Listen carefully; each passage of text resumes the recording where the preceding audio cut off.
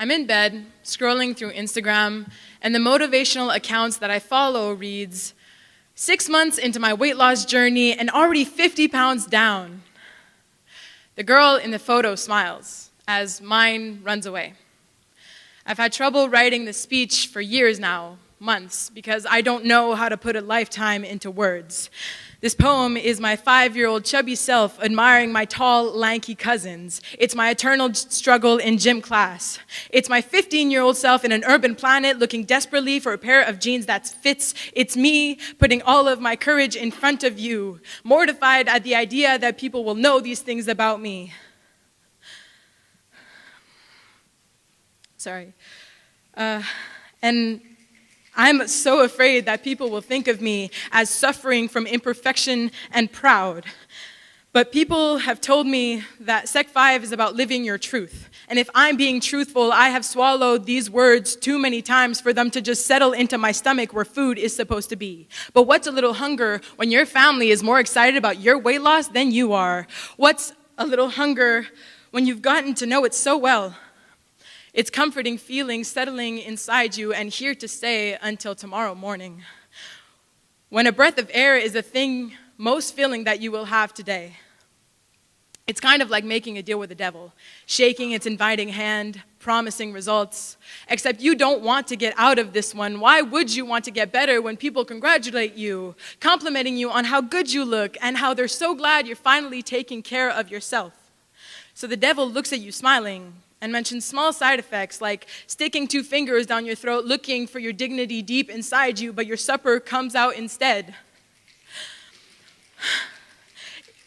It's unexpectedly pulling out clumps of your hair in the shower, and you don't know why. It's your friends wondering why you're always so cold even though it's warm.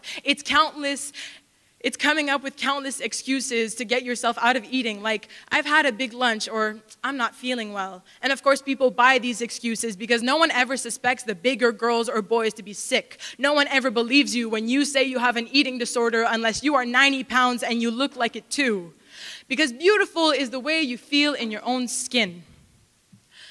But my tighter, medium-sized clothes instead of large, my new number on that weight scale, the smile on my dad's face when he sees my before and after picture will fit me better than my skin ever has. And no amount of recovery therapy or tube feeding will fix that. Sometimes I think to myself that I wasted my secondary 4 obsessing over changing myself, but I would trade the past 15 years for a lifetime of salads and prescribed vitamin gummies in a heartbeat because I was living with these 3 eating disorders and not dying from them. I used to think losing weight was too big of a challenge. But now eating is something insurmountable in front of me, bigger than taking a bite, bigger than an hour of cardio. And call me a hypocrite for encouraging the defiance of social beauty standards and anti-body shaming platforms when I still can't see the beauty in this face, in these hips, in these thighs. I have lost 40 pounds and my body is still too much, too long, too thick.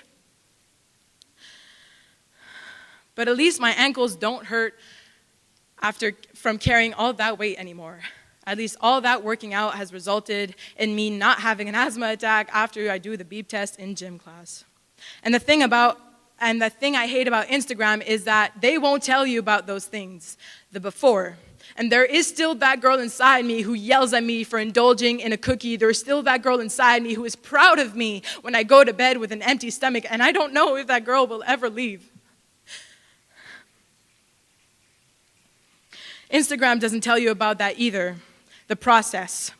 But now there's the girl I am today standing in front of you telling you that a weight loss journey does not have to be one through hell like I have gone through. Telling you that girls without thigh gaps are beautiful and that girls with thigh gaps are equally as so. Telling you that boys with stretch marks are valid. And I'm sorry that I have burdened you with a speech about being hungry, but when I'm performing is the only time I'm too nervous to remember to suck in my stomach. And the difference is that now I don't eat what I think is good for me because I hate my body, but because I love it. Ladies and gentlemen, the after. Thank you.